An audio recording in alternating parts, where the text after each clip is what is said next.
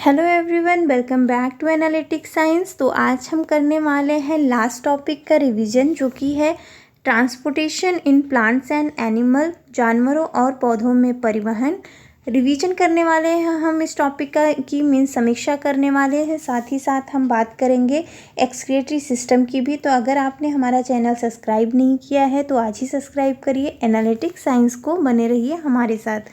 देखिए, first question की अगर हम बात करें तो फर्स्ट क्वेश्चन में दिया गया है कॉलम सेकंड में दिए गए काम, मीन्स कॉलम सेकंड में दिए गए हैं कुछ फंक्शंस, उसको हमको मैच कराना है, मिलान करना है कॉलम फर्स्ट के साथ। ये रहा आपका कॉलम फर्स्ट और ये है फंक्शन जो कि है कॉलम सेकंड, इससे हमको मैच कराना है।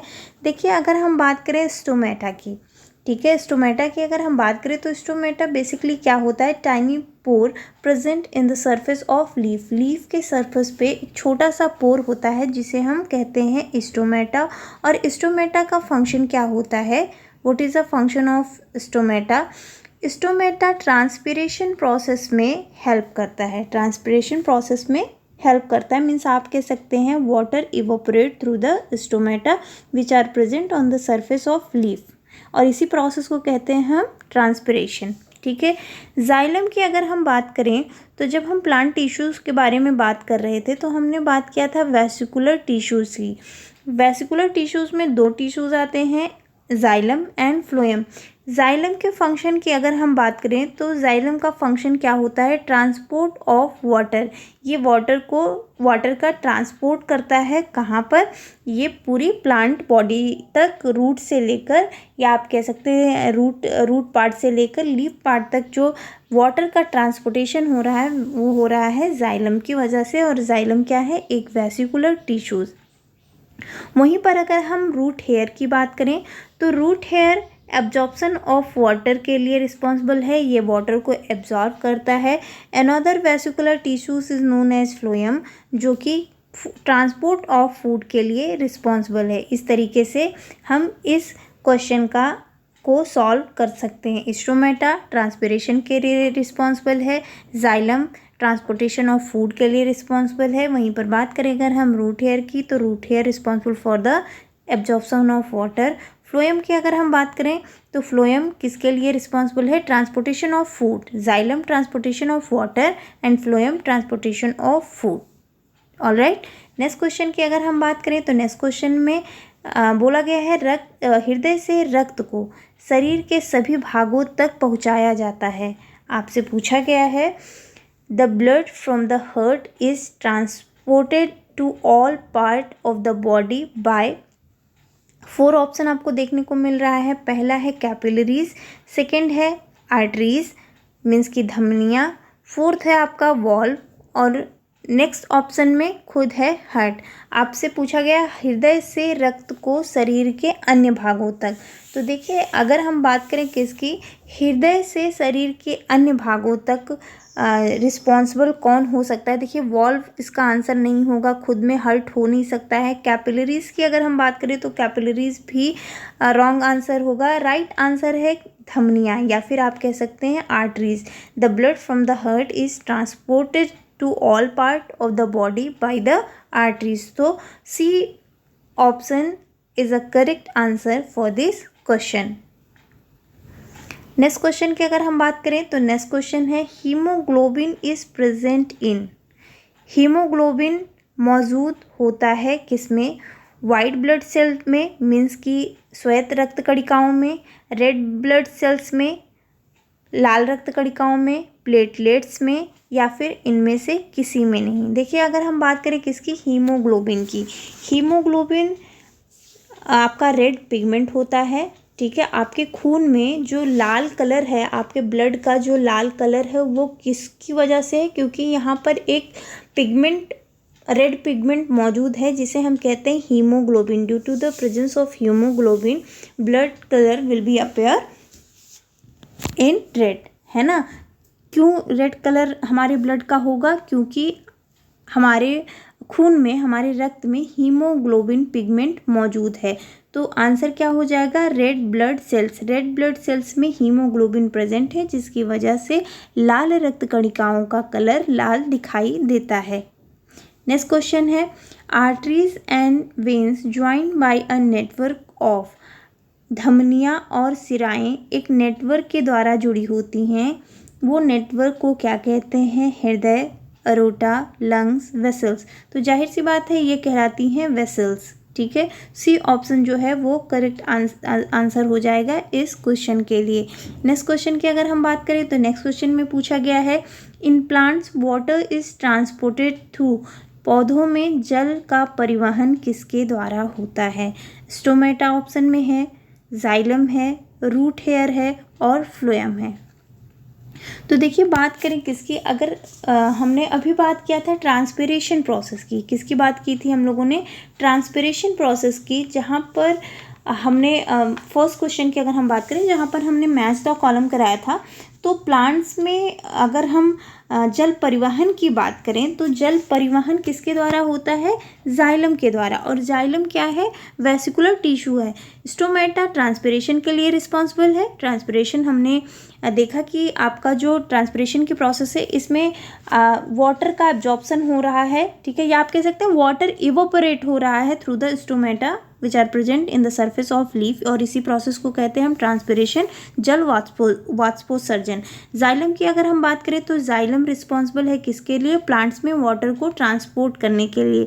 रूट है एब्जॉर्प्शन के लिए, और फ्लोएम क्या है? ट्रांसपोर्टेशन ऑफ फूड के लिए रिस्पॉन्सिबल है। तो करेक्ट आंसर हो जाएगा आंसर बी। नेक्स्ट क्वेश्चन है मनुष्य क्या उत्सर्जन उत्पाद है?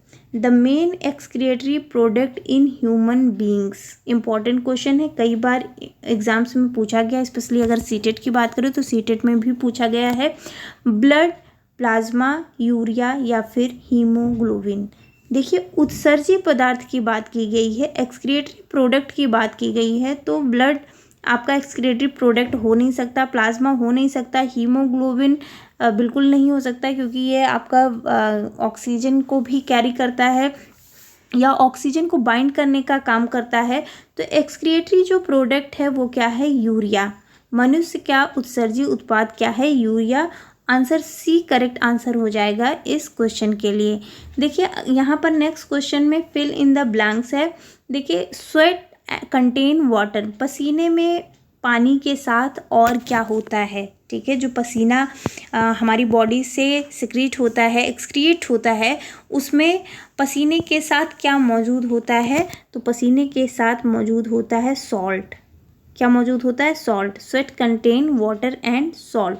साथ ही साथ अगर हम बात करें kidney eliminate the waste material in the liquid form called, kidney अपशिष्ट पदार्थों को तरल रूप से समाप्त करती है। मतलब बॉडी में जो अपशिष्ट पदार्थ हैं, जो हमारे वेस्ट मटेरियल हैं, किडनी उन्हें क्या करती है? बॉडी से बाहर करती है। ठीक है, उस लिक्विड को क्या कहते हैं, या जो वेस्ट पदार्थ, जो वेस्ट मटेरियल बॉडी से लिक्विड रूप में बाहर जा रहा है उसे क्या कहते हैं? तो उसे हम कहते हैं यूरिन। क्या कहते हैं? यूरिन। यूरिन यहाँ पर आप लिखेंगे यूरिन। ठीक है, तो kidney eliminate the waste material in the liquid form which are called urine. Urine की अगर हम बात कर ही रहे हैं तो यहाँ पर एक चीज़ और मैं आप लोगों को बताना चाहूँगी कि एक एडल्ट ह्यूमन बीइंग की अगर हम बात करें तो adult human being normally passes 1 to 1.8 litre urine in 24 hours. 24 घंटे में एक एडल्ट ह्यूमन बीइंग में नॉर्मली 1 से 1.5 लीटर, या आप कह सकते हैं 1 to 1.8 लीटर यूरिन 24 घंटे में बॉडी से बाहर एक्सक्रिएट होता है। साथ ही साथ यहाँ पर यूरिन से रिलेटेड एक और इम्पॉर्टेंट पॉइंट पर भी हम डिस्कस कर सकते हैं। पॉइंट क्या हो सकता है? यूरिन में कितने % वाटर होता है? ये भी एक इम्पॉर्टेंट क्वेश्चन है कि यूरिन में कितने % वाटर होता है, या यूरिन में कितने % यूरिया है, या फिर अदर वेस्ट प्रोडक्ट कितने हैं। तो ये भी इम्पॉर्टेंट क्वेश्चन बन सकता है, तो बहुत ध्यान देने की ज़रूरत है कि अगर ऐसा क्वेश्चन हो जाए सो यूरिन कंसिस्ट 95% वाटर। यूरिन में 95% क्या होता है? वाटर होता है।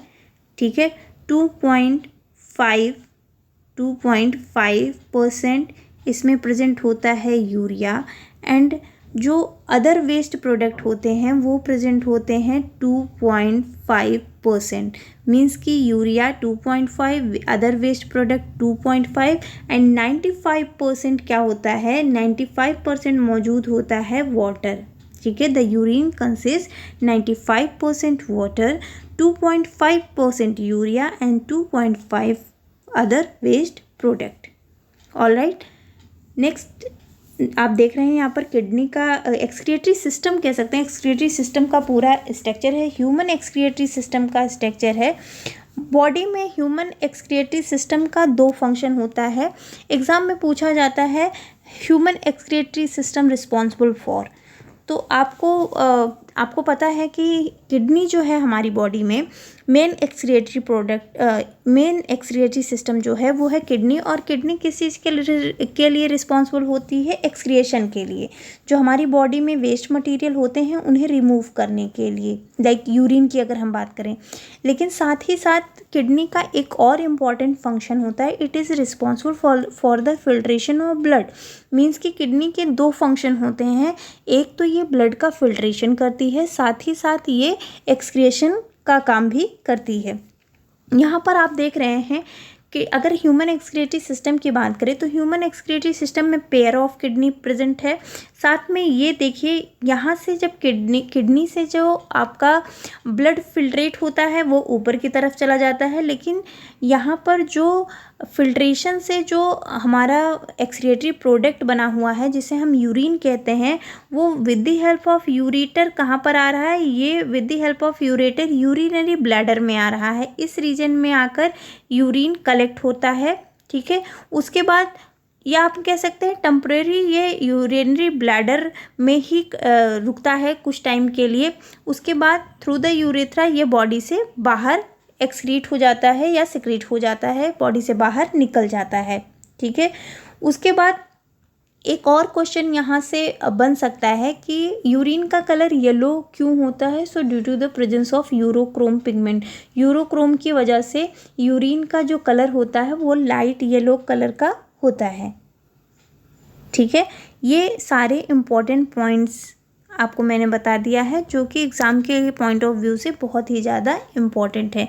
देखिए अगर किसी की किडनी फेल हो जाती है, समटाइम्स अ पर्सन किडनी में stop working due to infection of injury, ठीक है।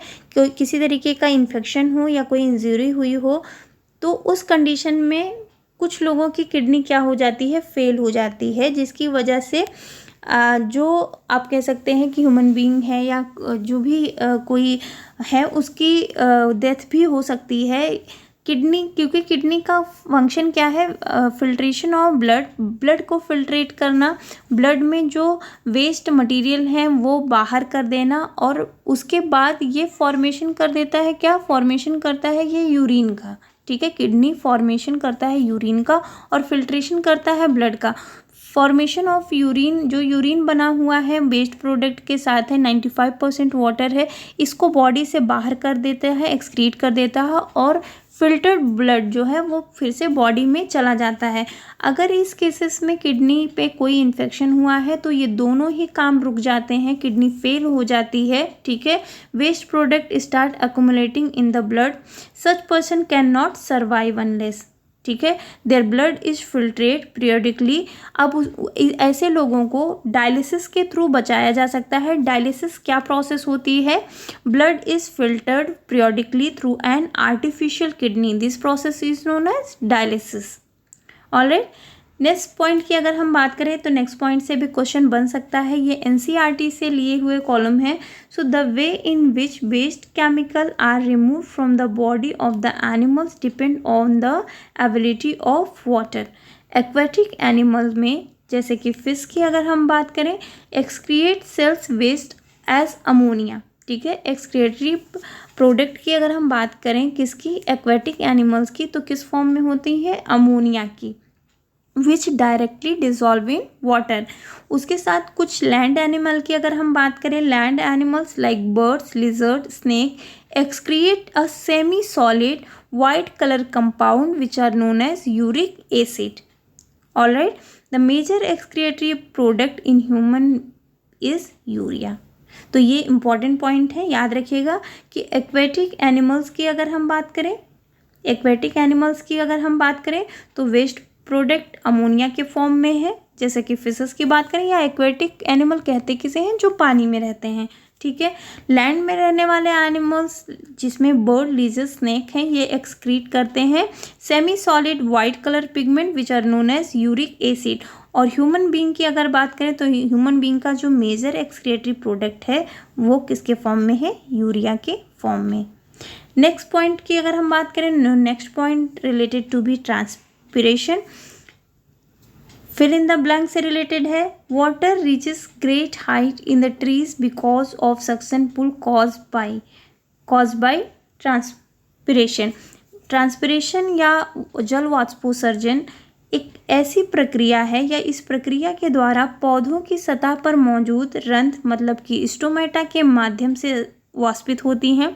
पत्तियों से पानी का वाष्पीकरण एक सक्शन खिंचाव से उत्पन्न करता है जो ऊंचे पेड़ में ऊंचाई उत्पन्न करने के लिए पानी को खींच सकता है।